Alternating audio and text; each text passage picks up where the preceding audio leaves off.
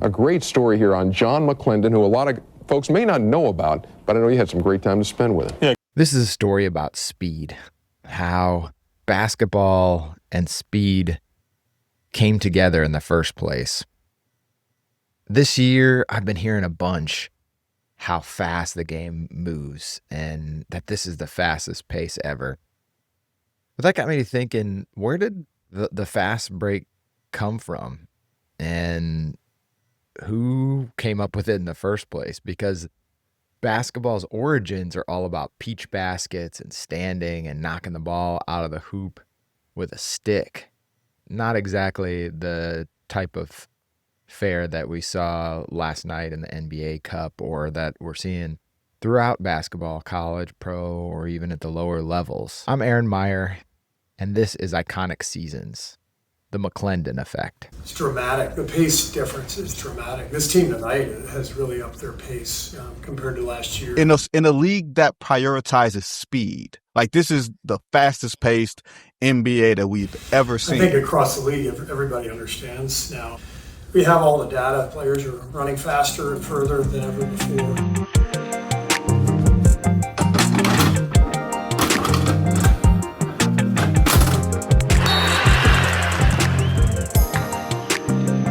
The 8-second idea.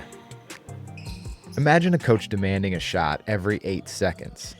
In the 1940s, when most college games crawled to the final scores in the 40s, maybe the 50s, that wasn't a tweak. It was like jailbreaking your phone. Who was the man behind it? John B. McLendon. He was a protege of Dr. James Naismith, the architect of the modern fast break and a revolutionary who used a whistle the way some people use a bullhorn. Today, we're going to trace the blueprint from his segregated Kansas childhood to Durham, North Carolina, to a Sunday morning in 1944 when a locked door and a hushed crowd of 0 and an 88-44 score announced a new kind of basketball freedom. Act 1, Hiawatha to Lawrence, Finding the Game. Hiawatha, Kansas, 1915. John B. McLendon is born to an African-American father and a Delaware Native American mother. He's 10 when he sees his first basketball game. 10 when the gears start turning. He grows up under the shadow of segregation. Signs, customs, and you can be here but not there of American life. Yet the game is a different language. Movement, spacing, rhythm. A puzzle you can solve if you're willing to run. By 1933, McLendon set his own course to study at the University of Kansas under the game's inventor, Dr. James Naismith. Not rumor, not legend, the man himself. When John arrives in Lawrence, he becomes the first black student in KU's physical education program. He seeks out Naismith, politely, persistently, with the respect of a student and the hunger of a future architect. What does Naismith teach him? Not a playbook or a philosophy. Keep the ball and the players in constant motion. Attack where the ball is. The game is meant to be played, not held. It is insane to think about the fundamental nature of basketball being created. We look to reinvent it these days, but the excitement of this moment must have been incredible. Literally for the first time doing something in basketball. And you can still see it. You can feel the tweaks that still burst this type of excitement when people change the way the three-pointer is used. McLendon soaked all this up. Movement was his morality. Pace was his purpose. But campus is still campus. He's cut repeatedly from the all-white Jayhawks team. He faces the daily grind of small cuts that become big scars. Then an early act of courage. The swimming pool in Lawrence is segregated. McLendon, with Naismith's support, leads a push to desegregate it. He's not a headline, he's a student, but he's learning a lesson that he'll carry for life. Use the institution's rules to confront the institution's fears. By 1936, he becomes KU's first black graduate in physical education. Degree in hand, philosophy in his heart, and a memory bank full of what it costs to ask for a fair game. Act 2. The Durham Lab. Building the fast break. 1937, Durham, North Carolina. North Carolina College for Negroes. Today, it's North Carolina Central University. McLendon arrives as an assistant and becomes the head coach by 1940 and starts doing something audacious. He makes the basketball court his own laboratory. Conditioning was brutal, in the best way. Practice tempo, uncomfortable the way he designed it. His defensive philosophy, pressure from end to end. His standard, a shot in 8 seconds. Get the ball, push the ball, trust the pass, live with the miss, hunt the rebound, do it again. While the nation's average college game ambled along, or maybe even crawled, McLendon's Eagles sprint into the 80s and 90s. In 1943-44, they're the highest scoring college team in America. Opponents try to hack the system. Some tighten the nets, some deaden the ball to steal seconds. So the coach starts carrying scissors with him. If you want to slow us, you'll have to do it in front of me. But his laboratory is also a sanctuary. The players, brilliant, disciplined, fast, are also denied the stage they deserve. Tournaments are closed, media is thin, and Jim Crow is thick. So McLendon does what innovators do. He finds a workaround. First, a hint. In 1942, he arranges one of the earliest integrated college games, an all-black team versus a white team from Brooklyn College. Quiet, careful, courageous. A win, a seed planted, and 2 years later, he plants a whole forest.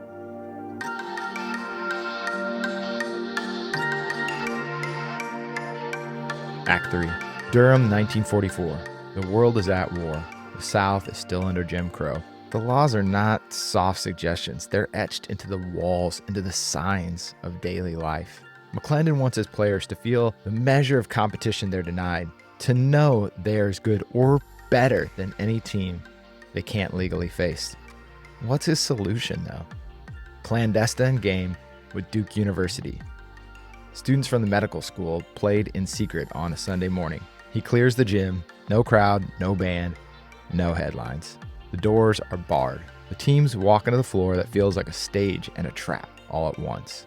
His players carry more than uniforms. They carry the weight of a system that tells them they're lesser. One player would later say, even if you believe in equality, there was still that feeling inside. Segregation doesn't just wall you out. It tries to move in. Tip time. The ball floats, touches down, and something beautiful happens. Speed. Passing lanes like shortcuts. Defense that breathes down your throat. Duke had never seen a pace like this, and the scoreboard tells one story, 88-44.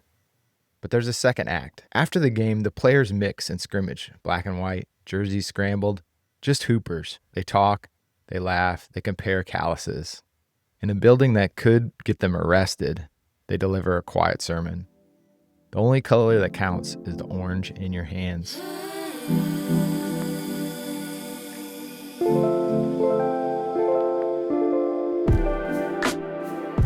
Act 4. Context. The walls outside the gym. Why the secrecy? Because the rules outside the sidelines are not a game. Professional lanes are narrow. The New York Renaissance, the Wrens, have barnstormed their way to dominance. 85% wins across thousands of games. Yet they still live outside the mainstream applause. The Harlem Globetrotters dance and dazzle to survive, sometimes hiding brilliance behind their comedy to soften the rooms that would otherwise have thrown them out. In 1949, the NBA forms without black players. Quotas and fit will haunt the league's early decades. In college, the NCAA shudders the idea of opening its postseason to black colleges, casting the slur of jungle ball, questioning whether black coaches are competent enough. This is the air McLendon breathes, and it clarifies his mission. If the front door is locked, build a side entrance. If the system doubts black coaches, win in ways the system cannot ignore. So he organizes. He networks HBCU coaches. He becomes a strategist of both X's and O's and R's and C's, rules and culture. In Durham, he keeps teaching movement. In meeting rooms, he drafts the first sketches of a bigger court. Act 5. the lab becomes a lighthouse.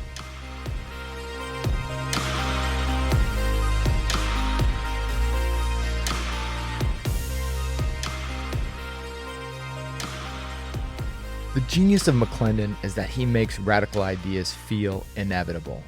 The fast break, where pushing pace because pace equals pressure and pressure creates mistakes. Full court press.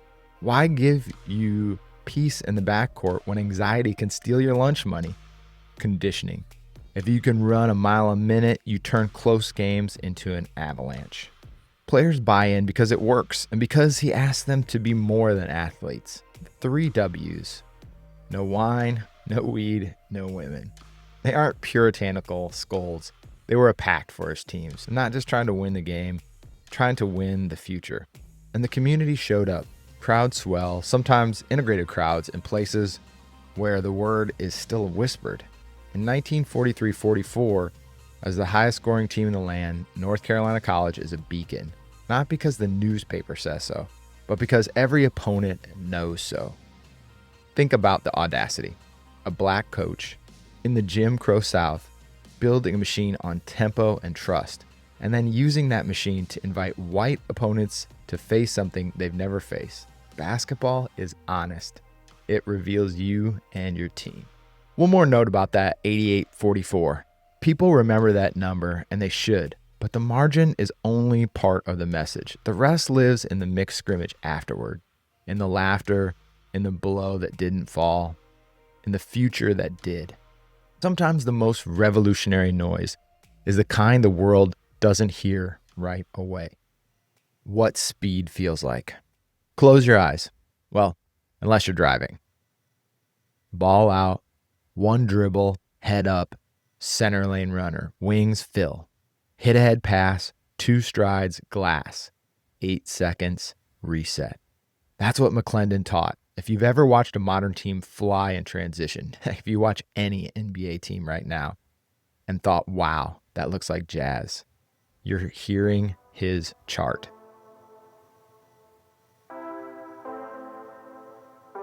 Act 6, costs and courage. What innovation asks of you?